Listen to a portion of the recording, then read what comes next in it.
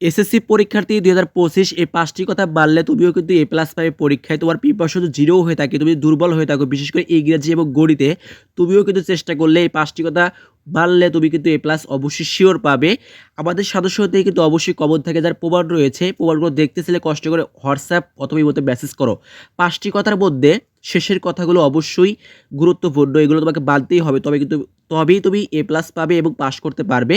প্রথম কথা হচ্ছে, যেহেতু পরীক্ষার আর মাত্র ২.৫ মাস অথবা ৩ মাস রয়েছে, এই ৩ মাস কিন্তু অবশ্যই তোমাকে গাইডলাইন এবং রুটিন অনুযায়ী ৫ থেকে ৬ ঘন্টা পড়তে হবে। আর দ্বিতীয়ত হচ্ছে, তোমাকে সঠিক সাজেশন পড়তে হবে। যেমন ধরো, আমাদের সাজেশন তুমি যদি পড়ো, সেখানে তুমি কিন্তু প্রত্যেক সাবজেক্টের জন্য পাবে মাত্র ২৫টি সৃজনশীল প্রশ্ন। এই ২৫টি সৃজনশীল প্রশ্নের সাথে কিন্তু উত্তর রয়েছে। এই ২৫টি পড়লে পরীক্ষায় কিন্তু ১০০% তুমি কিন্তু ৫টি অথবা ৬টি কমন পাচ্ছ, হুবহুব কিন্তু কমন থাকবে। এবং আমরা এমসিকিউ এর জন্য সাজিয়ে দিয়েছি মাত্র ২০০ এমসিকিউ, সাথে উত্তর রয়েছে, ব্যাখ্যা রয়েছে। এবং ইংরেজির জন্য স্পেশালভাবে তোমরা পাবে, সাপোজ ২টি প্যারাগ্রাফ দেওয়া হবে, ২টি স্টোরি দেওয়া হবে, ২টি ডায়লগ দেওয়া হবে, এবং গ্রামার পার্টের জন্য স্পেশাল সাজেশন রয়েছে। এবং যারা রসায়ন এবং পদার্থবিজ্ঞান রয়েছে, তারাও কিন্তু স্পেশালভাবে অনেক এমসিকিউ এবং সিকিউ পাবে। তো এইভাবে পড়াশোনা করলে, আমাদের নিয়মগুলো মানলে, আমরা কিন্তু এক্সাম পর্যন্ত হেল্প করবো এবং দায়িত্ব নেব।